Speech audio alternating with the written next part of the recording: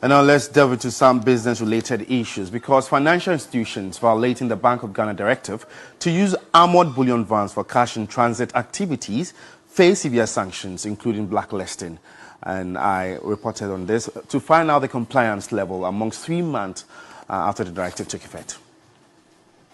The Bank of Ghana in 2020 directed all commercial banks to adopt the use of armoured bullion vans for cash in transit activities by July 1, 2023, and this was in a bid to check the rampant robbery attacks at these soft-bodied bullion vans. It was to take the bank some 3 years to transition into these armoured bullion vans. Whilst at it, there was some pocket of robbery attacks, and the recent was the one at Ablikuma, where a police officer was shot dead whilst performing escort duties in an improvised CIT vehicle. On the back of that, the central bank reminded all these commercial banks to adhere to the directive or attract severe sanctions.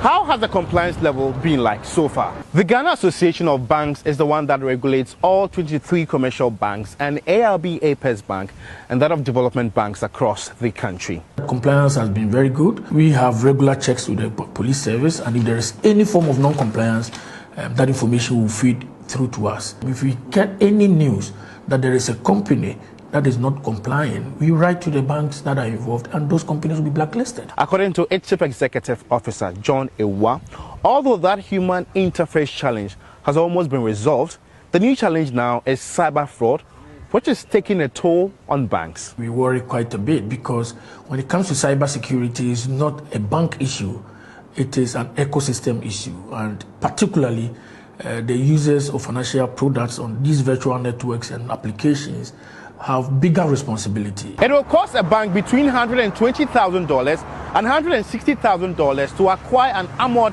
bullion van. But for a retrofitted one, it will cost the bank some $70,000. The regulator in Ghana is the Association of Bullion Operators Ghana. As of June 23, they confirmed that some banks are yet to reach an agreement with them to that effect. Some also are still struggling, negotiating with us to come on board because of the charges. Certainly, the charges of this armoured bullion vans are high.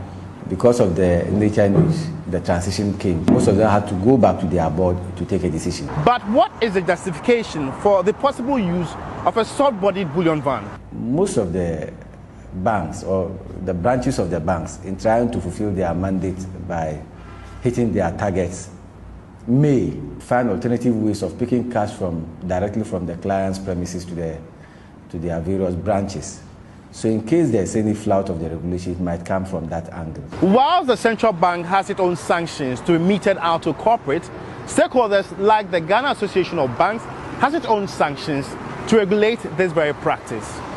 George Quinn in TV3 News, Accra.